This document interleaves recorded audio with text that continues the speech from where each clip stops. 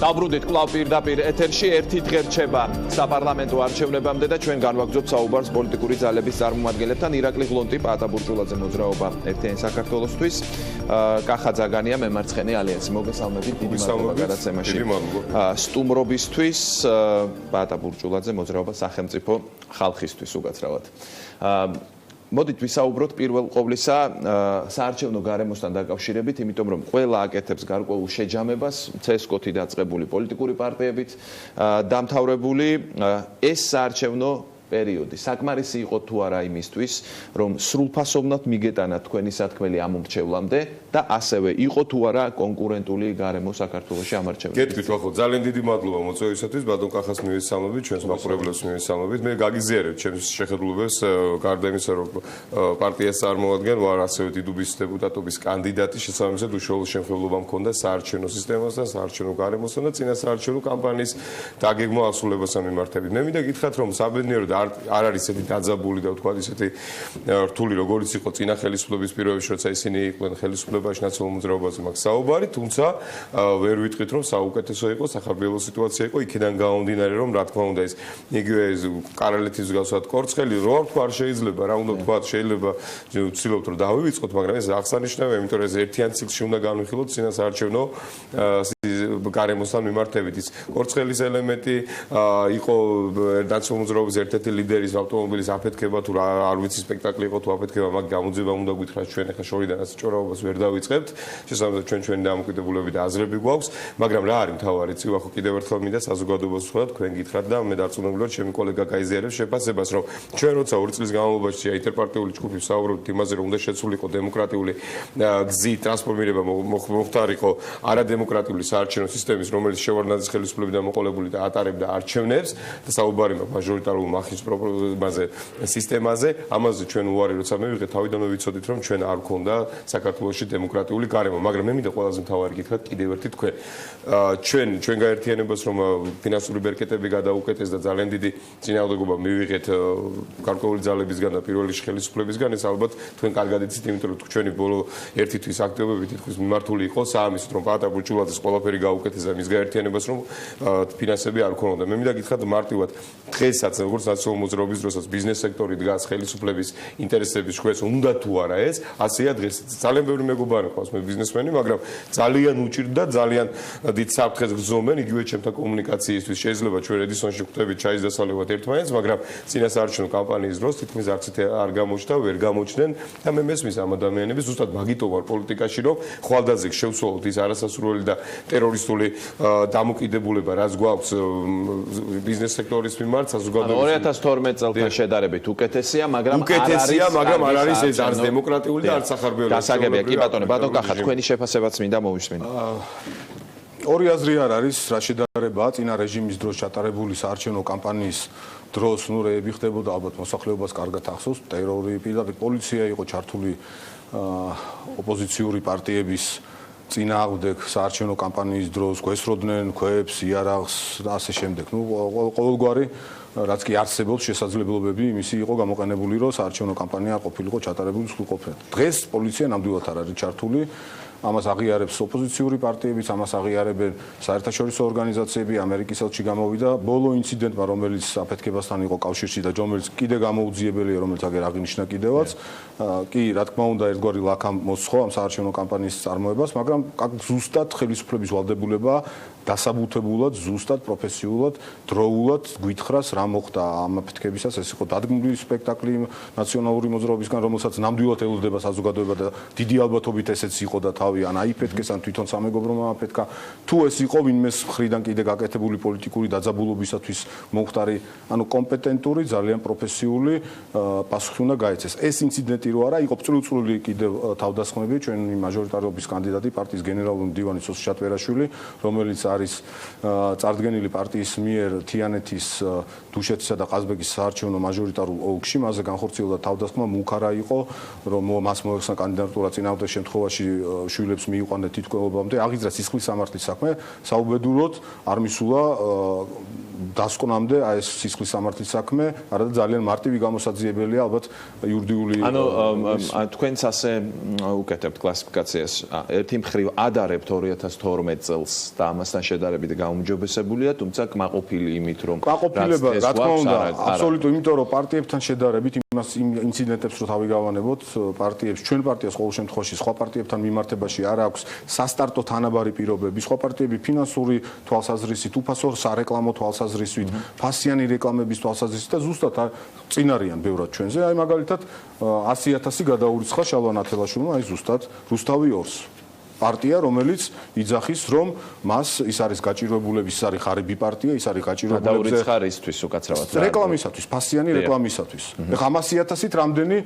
სტუდენტის დახმარება შეიძლებოდა, რამდენი პენსიონერის დახმარება შეიძლებოდა, რამდენ სტუდენტს გადაარჩენდა გამორიცხვისგან ნათელაშვილი, მაგრამ მან ეს 100.000 გადაურიცხა რუსთავი 2-ს. ანუ ჩვენი პარტია და ნათელაშვილის პარტია არის არათანაბარ სასტარტო პირობებში. უბრალოდ მართალი მოაწერა იმას, რომ ის გარიგებაში შესულიყო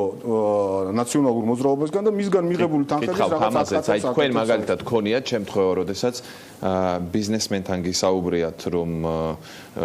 შეძლებს თუ არა ის თქვენს დაფინანსებას და თავი შეუკავებია თუ არა. 20 წელია პოლიტიკაში ვარ და არც თუ უკანა რიგებში ალბათ თუ არსებობს რამე გრადაცია, ერთ-ერთ სათავეებში ვდგევარ მე და ჩემი მეგობრები. არც ერთ ქვეყანაში არასდროს არ ყოფილა ესე, რომ პოლიტიკოს დაძდევდეს თუ წინა პირობა არ არის, პოლიტიკოსი დაძდევდეს ბიზნესმენს, რომ დაიძენგი და ეგეთი რამე არ ხდება. თვითონ ინტერესი უნდა ჩანდეს იმისი, რა ქვია, ბიზნესმენის, რომ შენში ჩადოს ინვესტიცია. რა თქმა უნდა, ეს ინვესტიცია ამ საქართველოში ყველაფერი ცოტა ისეთ არ არის სრულყოფილად აწყობილი როგორც ცივილიზებულ ქვეყნებში. საქართველოში ინვესტიციებს ძდებს ის პარტიები, რომლებიც არეულობას ელოდებიან და ცდილობენ არეულობა მოაწყონ და მაგალითად როგორც ნაციონალურმა მოძრაობამ ინვესტიცია ჩადო ლეიბორისტულ პარტიაში აი ესეთი მსგავსი რაღაცეებით, ან ბიზნესმენები, რომელიც რაღაცა ინტერესების გამო ძლიერ ამ ქვეყნისას აფინანსებს, როგორც მაგალითად ლეიბორისტულ პარტიაში მოდით გადავიდეთ უკვე კონფიგურაციაზე, რა კონფიგურაცია მივიღეთ ჩვენ წინა საარჩევნოდ. თქვენი აზრით არის თუ არა კვლავ ორი პოლუსი და ამ ორი პოლუსის გარშემო არიან თუ არა სხვები დაჯგუფებული, თუ მაინც შეიქმნა ალტერნატიული ძალები თქვენი აზრით? არსებობს ალტერნატიული ძალები, ორი პოლუსი ვერ იქნება საქართველოში, იმიტომ რომ ძალიან ჭრელია საქართველოს პალიტრა პოლიტიკური და ამორჩევლის პალიტრა არის პრორუსულად და რუსულ განწყობებზე აწყობილი ელექტორატი არის, დასავლეთზე აწყობილი არის ისეთი ელექტორატი, რომელიც რომელსაც მოსწონს რუსულიც და ამერიკულიც, ეს ევროკავშირიც და ასე შემდეგ. ანუ ვერ აეწყობა, არ შეუძლებელია მხოლოდ და მხოლოდ მარტო იმითი, რომ ერთს ნატოში უნდა მოხვედრა და მეორეს თქვათ ურთიერთობების აღდგენა უნდა რუსეთთან, აი ამ მარტო ეს ორ პოლუსად გაიყოს. ანუ პალიტრა ძალიან დიდია, ვფიქრობ, რომ ბევრი პარტია მოხდება, მემარცხენე პარტიების აუცილებლად უნდა მოხდნენ და ამიტომ ვფიქრობ, რომ ჩვენი პარტია აუცილებლად მიიღებს ხმების იმ რაოდენობას, რომ ჩვენი პარტია იქნება ღირსეულად წარდგენილი საქართველოს პარლამენტში. კი, რამოდენია ახლა ნათელაშვილი იმ 1-2% გვართმევს თავისი აი ამ რაღაცები და მოუწოდებს საზოგადოებას, რომ ნუ აყვებიან ამ სრულ პოლიტიკოსებს, იმიტომ რომ ნუ მათზე მიცემული ხმები, სააკაშვილზე მიცემული ხმებია, ან ნათელაშვილზე გასცემენ. რატომ არის და შეგიძლიათ რომ გაგუშოთ ამას იმიტომ ვამბობ ესე თამამად იმიტომ ვამბობ ვახო ესე თამამად მიუხედავად იმისა რომ ისინი აქ არ არიან წარმოდგენილები, ჩვენ ხშირად ვეუბნებით რომ მოდით დაწყედით დებატში ვიდებატოთ და პასუხი გაგვეცით. ჩემი მხრივ ვიტყვი რომ მე მუდმივად მზად ვარ რომ თუ კი ასეთი დებატები შედგება მოგიწვიოთ ორივე მხარე და ისედაც თუ კი პასუხის გაცემა იქნება საჭირო და ჩათვლით საჭიროდ მე მოგიწვევ ზურგს უკან ლაპარაკი ნამდვილად არ გამოგვივა. მე უნდა ერთი მაგალითი მოგიტანოთ, აი მაგალითად ამ პერიოდში ბიუჯეტიდან ნათელაშვილი დაფინანსდა 5 მილიონი. 4 მილიონი სახში აქვს წაღებული.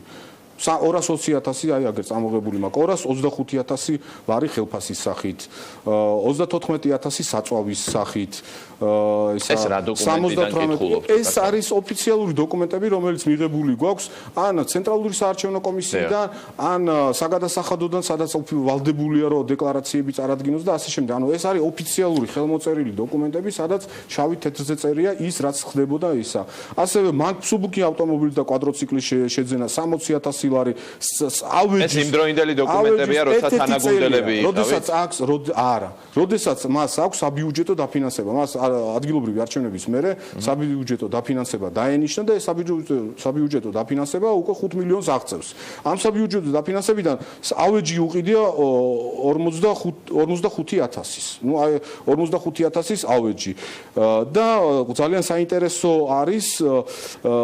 ის რომ ყველაფერთან აი ამ ყველაფერთან ერთად 78000 მივლინებაში ისა ხარ რა ქვია არ ვიცი შეიხი ხარ 78000 მივლინებაში როგორ და ყველაზე საინტერესო ის არის საინტერესო ერთი წამით ირაკლი მაპატიებს ერთი წამით რომ ყველაზე საინტერესო რაც არის რომ 1075 ლარი აქვს უმწეოთა დახმარებაში გადარიცხული კაც რომელსაც 225000 აქვს ხელფასი აღებული 1075 ლარი აქვს უმწეოთა იმაში გადარიცხული. ბელას ანგარიშები საიდან გაუჩნდა ბელა ალანიას ბანკში უცხოურ ვენის ბანკში ესე ქვია ვენის ბანკი ეს არის დეკლარაცია ვენის ბანკში 335000 евро. ხო, კაც არასდროს არ უმუშავია, არც ბიზნესში არ ყოფილა, ერთ თანამებრძოლები ვიყავით ამდენი წელი და სხვათა შორის ყველაზე მთავარი პრობლემა რაში ირაკლი მაპატიე რა ერთი წამით ყველაზე მთავარი პრობლემა რატომაც წამოვედით ჩვენ მაშინ 2012 წელს მან პრაქტიკულად გაყიდა სააკაშვილზე პარტია და რა იყო რაში მდგომარეობს ეს კომისიის როდესაც მოფრინავდა ის შეერთებული შტატებიდან საქართველოში ჰიტროუსა გამოვლით მას დახვდა მაშინდელი წარმომადგენლობა დიპლომატიური წარმომადგენლობა გადასცეს ჩვენი კომისიის წევრების სიები და 1300 კაცი ჩვენი თანამებრძოლი გამობრძმედილი ერთგული კაცი რომელიც ხელს უშლიდა ნაციონალურ მოძრაობას რომ არჩევნები გაეყალბებინა 2012 წელს აი ეს ხალხი ამოყარა კომისიებიდან და მის ნაცვლად ნაციონალურ მოძრაობამ დააფინანსა აქ არ არიან ლეიბორისტული პარტიის წარმომადგენლები ახლა მესმის თქვენ დოკუმენტებით ვეუბნებით რომ მოგზავნით მე მინდა ვთქვა რომ როგორც დებატის რეჟიმში ან ისეც თუ კი პასუხის გაცემის სურვილი ექნებათ ლეიბორისტული პარტიიდან ჩვენი ტელეკომპანია და მე პირადად რა თქმა უნდა მზად ვარ რომ დაგითმოთ თქვენ ამისთვის დრო რადგან ბატონმა კახამ ეს საკითხები წამოჭრა დღეს ამ ეთერში და ერთ წამსაც ძალიან მოკლედ რა 2012 წელს გახსოვთ ნაციონალური კამერები იყო გიმახსოვრებათ ირაკლი თქვენ კამერების მოხსნა უნდათ საარჩევნო იმებიდან უბანზე ნაციონალურ მოძრაობას და მაშინ უნდა გენახათ როგორ დავალებებს აძლევდა ჩვენი კომისიის წევრ შალვა ნათელაშვილი პირდაპირ გურჯაანის იმიდან მიტინგზე იყო აქციაზე იყო თეატრში და იქიდან გამოიყვანა ნაციონალური მოძრაობის წევრმა გურჯაანის აქციიდან გამოიყვანა დავალება მისა რომ ჩვენ კომისიის წევრს უნდა მხარი დაეჭირა ნაციონალური მოძრაობისთვის რომ კამერები მოეხსნათ რომ გაეყალბებინათ 2012 კი ბატონო აი გავგცეს ახლა პასუხები ნათელაშვილი ბატონო ირაკლი შორიდან მაინც გაგვეცეს როგორ ჩამოყალიბდა კონფიგურაცია თქვენი აზრით შეძლო თუ არა რომელიმე პარტია მაინც თუნდაც თქვენმა საარჩევნო ბლოკმა გაერღვია სივრცე სადაც არ იქნებოდა მხოლოდ ორი ძალა ხო, რა თქმა უნდა, ჩვენი მთავარი მიზანი ერთ-ერთი იყო, იქამდე პირადად ჩემიც ვიდრე თქვა ბატონი ბურჭულაძის გვერდით დავდგებოდი, თუმცა მინდა გითხრათ რომ მე ვარ პარტია რეფორმატორების თავმჯდომარე, უბრალოდ ამ არჩევნებში ბატონ ბურჭულაძის გაერთიანებისგან ვიღებ, გაერთიანებიდან ვიღებ მონაწილეობას დიდუბის მე-15 ოლქში როგორც კანდიდატი. გითხრათ რომ დიახ, ორპოლუსიანი სისტემის დასრულება იყო ჩემი მიზანი და სწორედ ერთ-ერთი ინტერესი რომ დავინახე ამ გაერთიანების, ამიტომ დავუდექი ამ ადამიანს გვერდით და იმ ადამიანებს, რომლებიც ამ გუნდში არიან გაერთიანებული. არა, რა თქმა უნდა, ერთმა დაიცვას რომ ნაციონალურ მოძრაობა და ქართულ ოცნება დარჩეს ისე პოლიტიკურ ასპარეზზე, როგორც წამყვანი პოლიტიკური ძალები და მათ შორის საპარლამენტო ხელისუფლების წარმომადგენლები. ხელისუფლებას იმიტომ ამბობ, რომ ხელისუფლება ნიშნავს თუ ოპოზიციონერიც კი რომელიც პარლამენტში შევა.